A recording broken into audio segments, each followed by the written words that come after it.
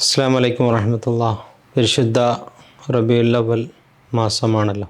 നബിതങ്ങൾ നമുക്കറിയാം ലോക ജനതയ്ക്ക് മുഴുവനും ലോകത്തിന് മുഴുവനും നേതാവാണ്.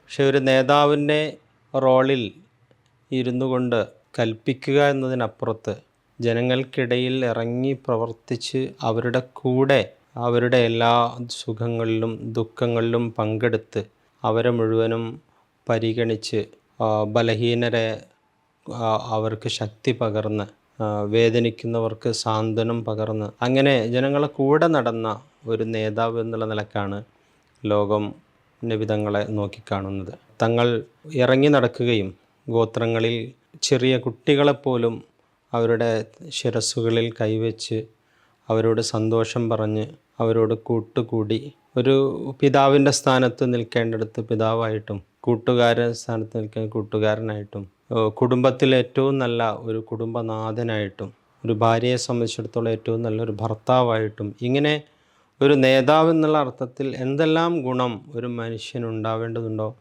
അത് മുഴുവനും നബിതങ്ങളിൽ കൃത്യമായി മേളിച്ചിട്ടുണ്ടായിരുന്നു എന്നാണ് നമുക്ക് നബിതങ്ങളെ ചരിത്രത്തിൽ കാണാൻ കഴിയുന്നത്.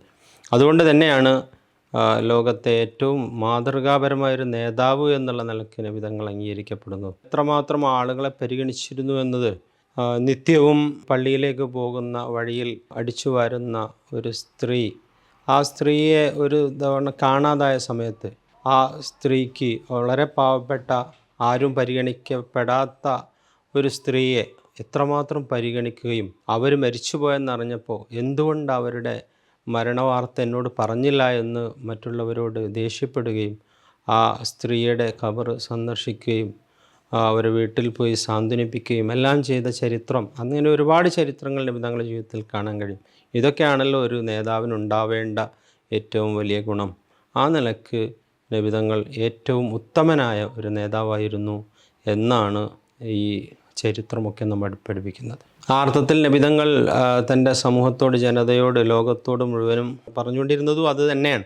അഥവാ നിങ്ങളാരും പരസ്പരം ഭിന്നിക്കേണ്ടവരല്ല, പരസ്പരം സ്നേഹിക്കേണ്ടവരാണ്.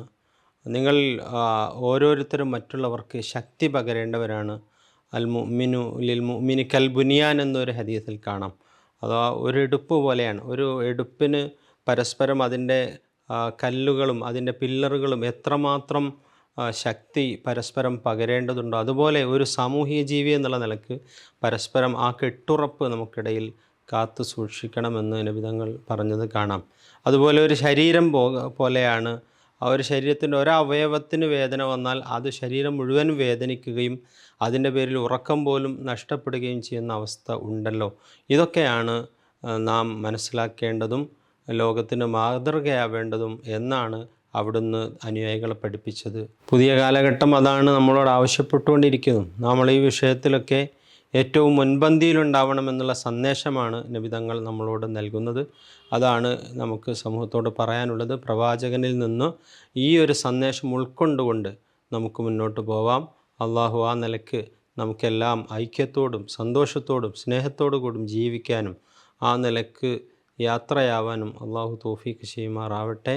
അസ്സലാമു അലൈക്കും വറഹ്മത്തുള്ളാഹി.